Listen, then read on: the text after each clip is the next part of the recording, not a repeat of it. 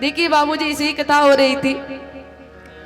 एक माई जा करके अपने पतिदेव से कही कि बस सुतल ही ना, अरे बड़ा सुंदर कथा होता, चली ना सुन ली, बिल्कुल अमृत के भांति। पतिदेव बाबूजी बार बार कहने के बाद कथा में आए और आने के बाद पत्नी क्या बोली थी कि बिल्कुल अमृत के भांति लगता है। भाई, जो ज्यादा सोते हैं वो आलसी व्यक्ति होते हैं। कैसे कैसे कहने के बाद बाबूजी कथवा में तो चले आए, लेकिन आने के बाद सबसे पीछे ये पंडाल के पाया के बाबूजी पकड़ करके, यानी इसको सहारा, इस पंडाल के पाये को सहारा दे करके बैठ जाते हैं। जैसे बैठे महाराज, पत्नी हमारी आकर के आगे बैठ गई।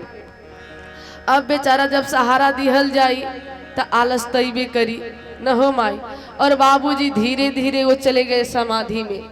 अब जैसे समाधि में हो गए तब तक हमारे हाउ महाराज जी आएंगे। कौन महाराज जी? जो एक पांव को उठाते हैं और अपना काम करके जय श्री राम हो जाते हैं। समझ में होता? अब मैं नहीं कहना चाह रही हूँ, समझ जाइए। ग्राम सिंह स्वान ग्राम सिंह हमारे आए, और आने के बाद बाबूजी जैसे देखे एकांत में बैठे हुए थे, वो समझे लग रहा है ये कोई अवशिष्ट पदार्थ हो, माने काम ना आने वाला। आराम से समाधि में है और मुंह खोल करके बाबूजी समाधि में गए थे। एक पांव उठाए और अपना काम के जैसे आराम हो गए। जैसे बाबूजी मुंह में गया, सोचे वाह, पत्नी तो बोली थी तो अमृत के भांति लगता है, लेकिन इतना नमकीन के भांति लग रहा है। अब घर पे आए बाबूजी, पत्नी पूछने लगा, जी कथवा सुननी हरवा कैसन लागल है, ई बतावा तू पहले।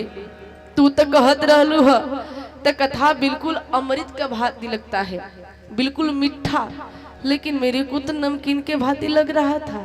पत्नी समझ गई, बस बस। अब बाबूजी अगले दिन पत्नी आई लेकर के, लेकिन बड़ा सचेत होकर के बैठी। पतिदेव कहे कि नहीं, मैं जहां बैठा हुआ था वहीं पे बैठूंगा, और तो होके जहां बैठी के तू जाके बैठ जा। पत्नी सोची चलिए ठीक है।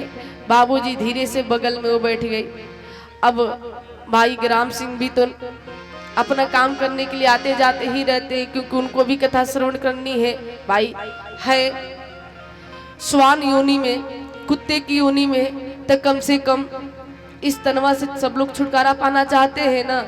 कहो माई, चाहते हैं कि नहीं कि आवागमन से छुटकारा मिल जाए?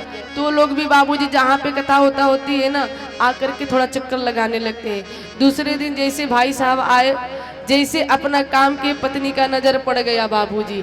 अब जैसे वो अपना काम किए, पत्नी बगल में ना वो प्रसाद रखी हुई थी, जो कथा में प्रसाद मिलता है, का लचीदाना।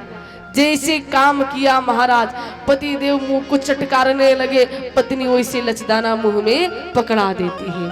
अब जैसे लचदाना पड़ा तो नमकीन और मीठा जब एक साथ पड़ी तो सोचो लो कितना सुंदर लगे, है ना।